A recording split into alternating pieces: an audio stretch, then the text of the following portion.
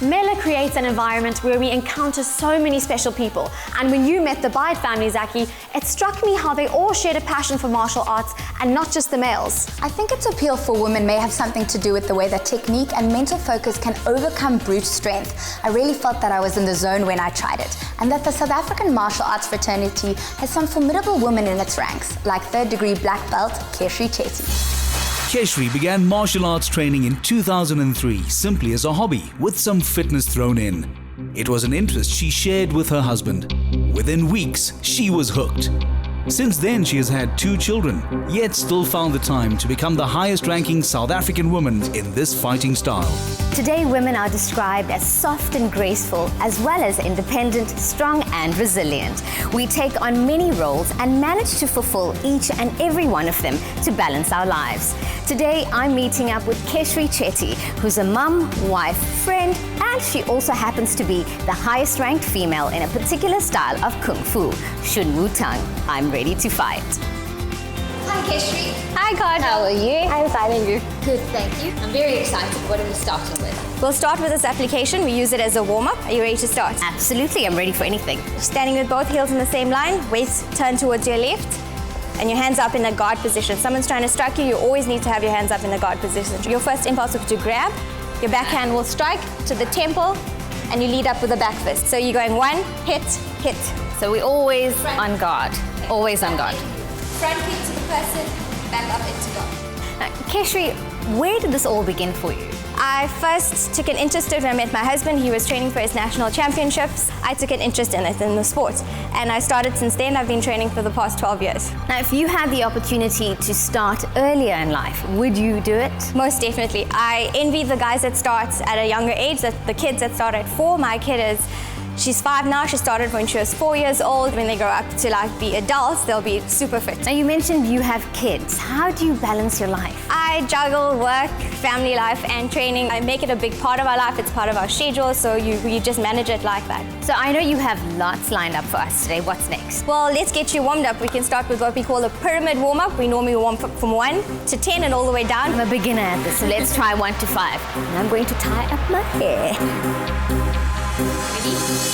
The warm-up session targets fitness, strength and suppleness.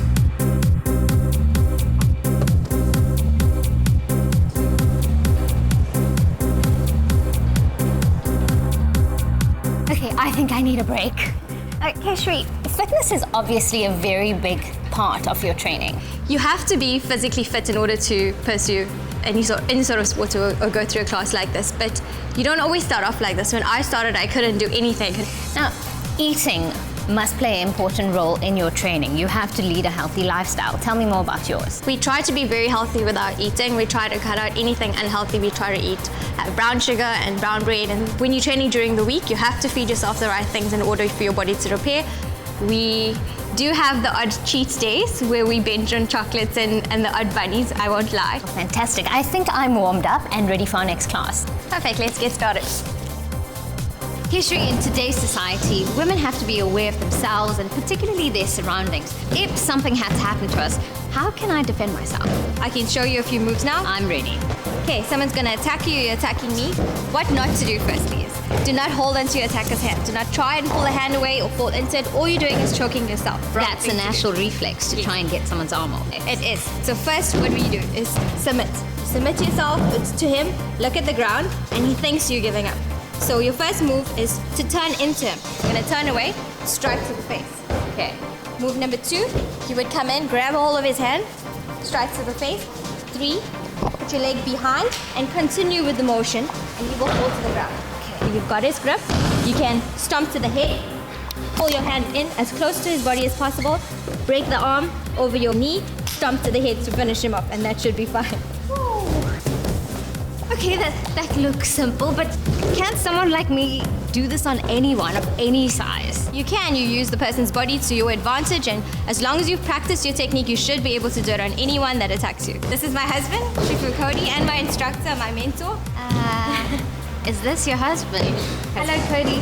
How are you doing? Lovely to meet you. I'm a little afraid of you right now. All right, let's give it a bash. Okay, technique. And I'm going to submit, hit, hit, hit, leg. storm, try and break his hand, and finish him off. Cody, how did I do? That was excellent. Was I good? You did very well with that technique. I'm glad I could do that on someone like you. Now, you are Keshree's inspiration. Where did it all begin for you? I was doing a national title defense for the South African National Koshu Championships. So I invited her to come to the competition, and she said, no, I don't want to see this violent behavior and fighting and things like that. But she came anyway. And I think while she was there, she saw and she enjoyed it. She came to try out her class. Now she's a third-degree black belt. Let's try something different, perhaps with some equipment. Let's try some of the traditional weapons. What do you think? I'm ready. Absolutely. Let's do it.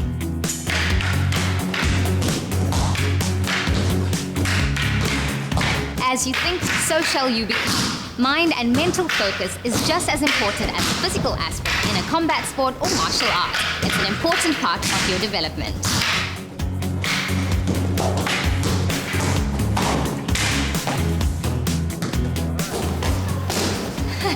Well, that looks intense. It is. I think that's a little too advanced for me and requires many years of training. It does. You don't just get a weapon the first day you come to class. You have to earn your weapon. You earn your stripes. And you have to be able to wield that weapon and be able to use it to defend yourself, use it in applications. Once you go further from that, then you get bladed weapons and you go on from there. Besides the physical aspect of the sport, does it require you to have a lot of focus and mind strength? Most definitely you have to. Besides doing the physical aspect, you're going to have to focus your mind. It takes a lot of energy, a lot of strength, a lot of mental fitness. What do you think of women in combat and in the martial arts? Women need to know how to defend themselves in this day and age. They have, besides self-defense, they have to be physically fit. I would think they have to train constantly. You can't just stay by the wayside and let men do it these days. You have to work at it. You are a third-degree black belt. Now that's a huge achievement. Where to from here?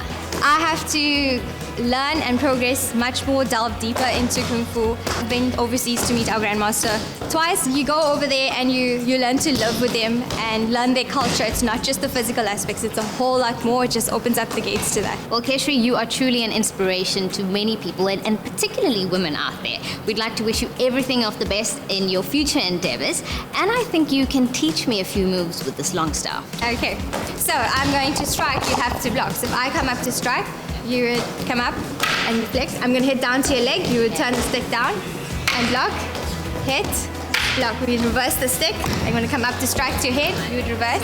Yes, there you go. Okay. Bruce Lee said, "I fear not the man who's practiced 10,000 kicks once, but the man who's practiced one kick 10,000 times." Persistence and commitment is the key to becoming a master of your craft, art, or sport. And Keshree is certainly a fine example of a woman that's breaking boundaries.